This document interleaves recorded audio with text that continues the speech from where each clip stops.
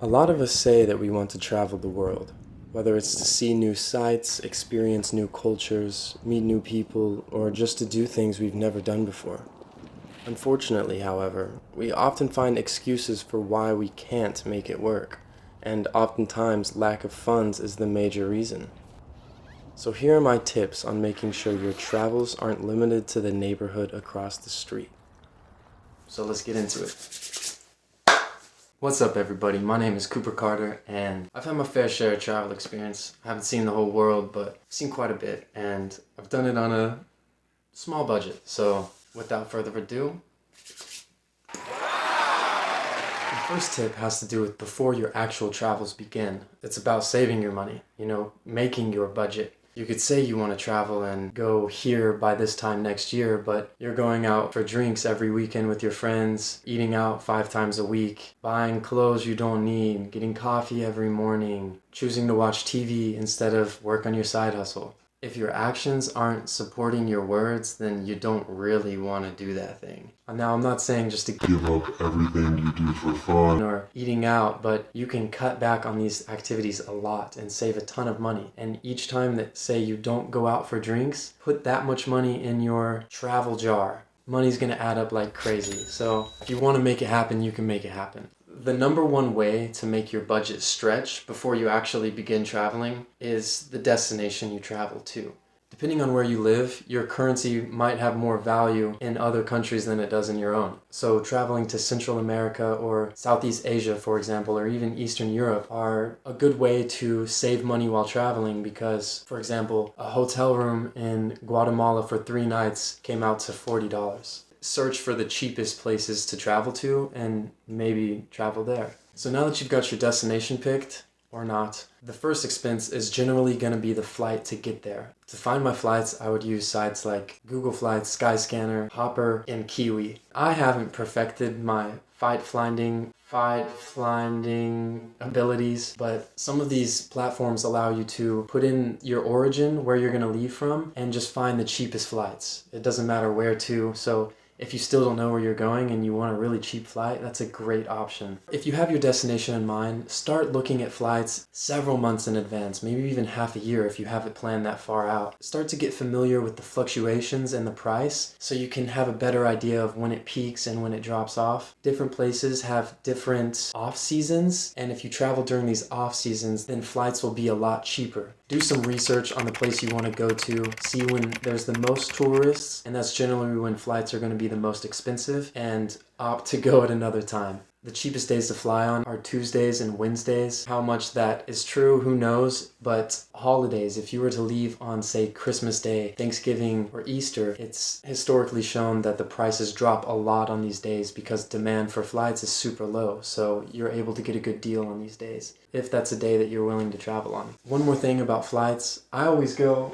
with a carry-on. I generally don't pack more than this. What you saw earlier was my big bag. I would carry that if I have a tent with me. But that still works for carry-on. So I wouldn't ever check in bags because it's a pain in the ass to lug around, and it also saves you money on both ends. Now that you've got your flight covered and you're at the destination that you want to travel around, how are you going to get from place A to place B? Generally speaking, trains and buses are the best mode of transportation once you're in said country, but it's not always the case. Maybe renting a car is a better option for where you're at. For example, in New Zealand, you almost have to rent a car if you want to be able to get around and go to all the places you want to go to. For the majority of places, taking trains or buses to and from whatever cities you want to go to is the best option and by far cheaper than a plane or hiring a car. And if you're in a city that has a pretty extensive public transportation system, always opt for the metro or the buses over the taxis and the Lyfts or Ubers or Cabifys. I know it's more convenient, but it saves you a lot of money and it's a good way to get the experience of what it's like living there. So now you know how you're getting around, but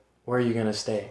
I myself am a super big fan of hostels. And if you don't know what a hostel is, it's basically like a dorm style hotel. So you'll share a room with 4, 5, 6, 8, however many people. Will be bunk beds in a room. You can have a mixed dorm, all male, all female dorm, and you'll generally share a bathroom in the room or maybe one down the hall. Generally, everyone in the hostel is traveling, so you're automatically put in an environment with other people who are doing the exact same thing as you. So it's just a great way to meet people to travel with. And another great thing about hostels is that most of them come with a fully equipped kitchen, as well as all the utensils, pots and pans that you would need to cook whatever it is you're cooking. So it's a great way to save money on food. After a hostel, I would stay in an Airbnb. Sometimes you can get the whole place to yourself and it's cheaper than a hotel. So why not? And then I would opt for like a small, locally owned hotel, and then last resort, stay in a big hotel because they're just way overpriced and no community aspect.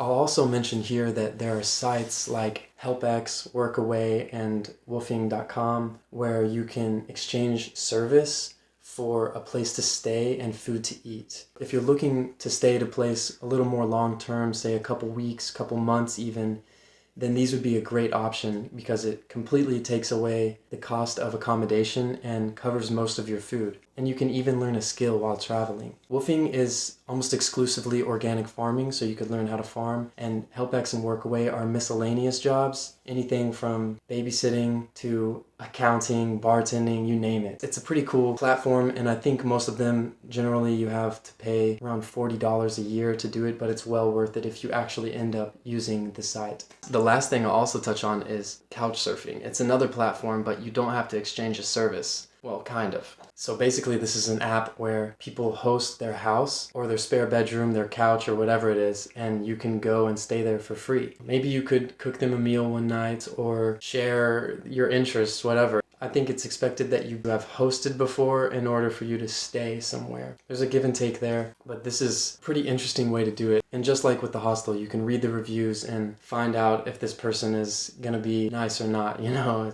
The next tip is to watch what you eat. And I'm not talking about counting calories. I'm saying just because you're traveling doesn't mean that you have to eat out 3 times a day. The local cuisine doesn't require more than 2 days to get a taste of it all. So what I would do is make breakfast in the morning at my hostel, go out in the city during the day, grab a bite to eat at some local place that has some food that I wanted to try, and then come back at night and make dinner. Because these meals add up, and you can get your taste for the local cuisine with just 1 meal a day, depending on how long you're there. Another great tip here is to avoid the tourist traps. If there's someone standing outside the restaurant saying, "Hey, we have the best whatever in town. Come in, let me show you to your seat." The only reason they're saying this is because they don't have the best whatever it is. And they're catering to tourists and making them feel comfortable, so they'll come in and eat their overpriced and not that tasty food. And I've been a victim of this, you know? I was like, "Oh, sweet, this guy's helping me out." But the truth is that you really miss out on the authentic cuisine of the area if you're going to these places. Not only the tastes, but also the experience, you know? It's not as authentic. So keep an eye out on where the locals are going, where the locals frequent, and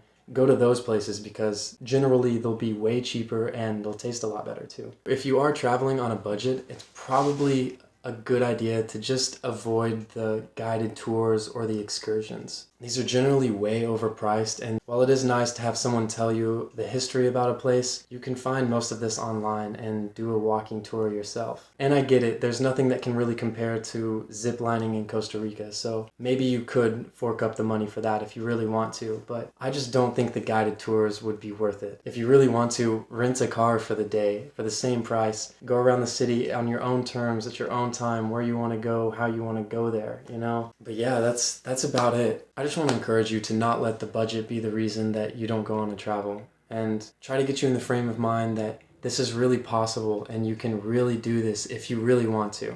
And that's what it comes down to, if you want to make this happen or not. So, are you going to make it happen?